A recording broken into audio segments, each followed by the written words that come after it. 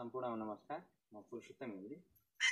आज हामी तीनपाटन गाउँपालिका वडा नम्बर 8 लाए गाउँमा छौँ र यहाँ हामीले दशैंको अगाडि आज चाहिँ दशैंको नवमी र दशैंमा केही विपन्न परिवारलाई चाहिँ अप्ठ्यारो परेको अवस्था अथवा चाहिँ उहाँहरूलाई बिहान बेलुका खान पनि समस्या परेको भन्ने जुन यहाँ गाउँ समाजले ठहरिएपछि हामीले चाहिँ 8 जना व्यक्तिलाई चाहिँ लाए गाउँबाट यो सहयोग सामग्री वितरण गर्ने जमर्को गरेका छौँ र अरू वडामा पनि हामीले यसै गरी चाहिँ राहत सामग्री वितरण गरिरहेका छौँ साबिकका वडाहरूमा जहाँ जहाँ चाहिँ यस्तो समस्या परेका मान्छेहरू हुनुहुन्छ। अब यहाँ चाहिँ हामीले यही गाउँ समाजमा बुझेर केही नाम लिस्ट तयार गरेका छौँ र उहाँहरू यहाँ आइ पनि सक्नु भएको छ। एकजना बिरामी भएर आउन सकिने भन्नुभएको छ।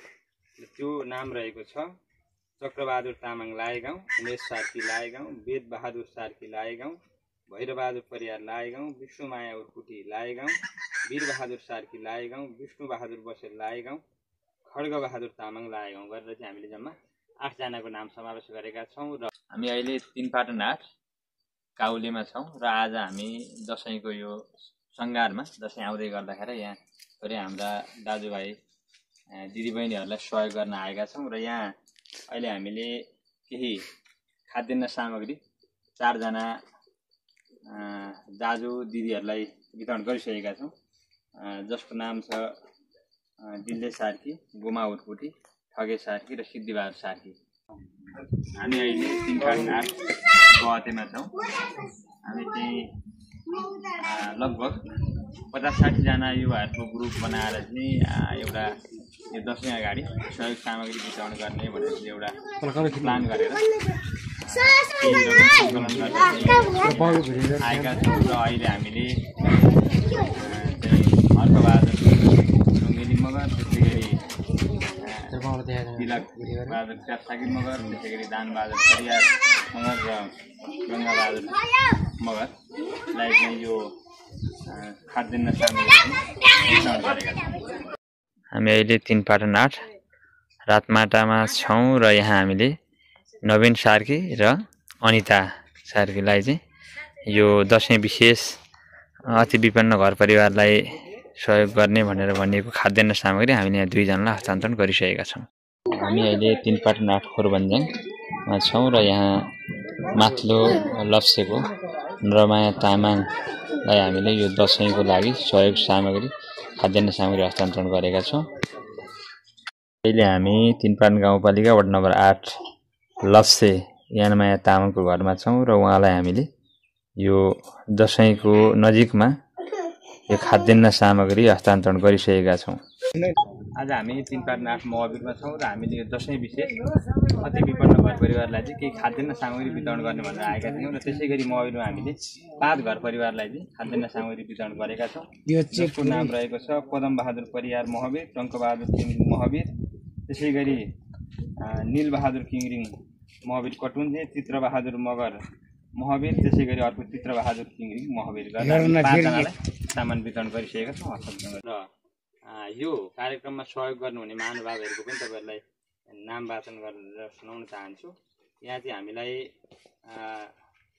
विदेश तथा स्वदेशमा रहनुहुने वडा नम्बर 8 र वडा नम्बर 8 भन्दा बाहिर रहनुहुने महानुभावहरूले सहयोग गर्नुभएको छ।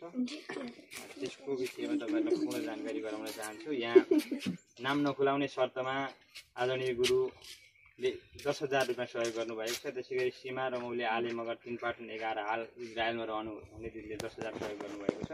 त्यसै गरी नवीन टिका गोले तीनपाटन 8 रगल डाँडाबाट 5,000 सहयोग आएको छ।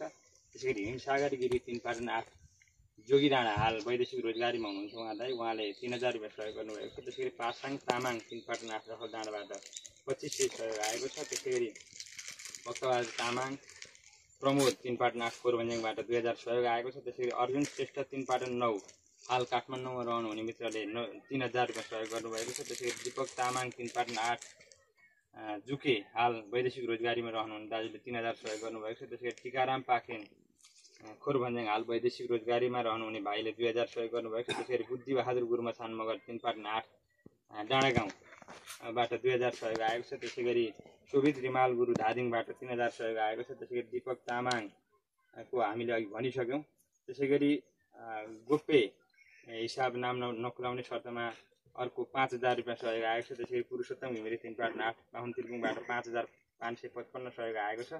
त्यसै गरी दाताराम श्रेष्ठ 3पाटन 8 जोगी डाँडाबाट 2,000 सहयोग आएको छ। त्यसै गरी प्रेम कुमार श्रेष्ठ 3पाटन 8 चौकी बजारबाट 1,000 सहयोग आएको छ र मोहन श्रेष्ठ 3पाटन 8 जोगी डाँडाबाट 1,000 सहयोग आएको छ। जम्मा 60,305 रुपियाँ सहयोग आएको छ र यो केही हामीले 25 घरहरूलाई यो सहयोग वितरण गर्दै गर्दा चाहिँ 62,000 समथिङ पैसा हुन्थ्यो भने थोरै पैसा नपुग पनि भएको छ र केही साथीहरूले थप सहयोग गर्ने भनेर पनि जानकारी गराउनु भएको छ र यो चाहिँ नितान्त चाहिँ युवाहरूले चाहिँ स्वदेश तथा विदेशमा रहने युवाहरूले गरेको सहयोग हो। यो सरकारी गैर सरकारी केही पनि होइन, हामीले एउटा टिम बनाएर चाहिँ गरेको सहयोग हो। अघि तपाईँहरूले नाम पनि सुनिसक्नुभयो।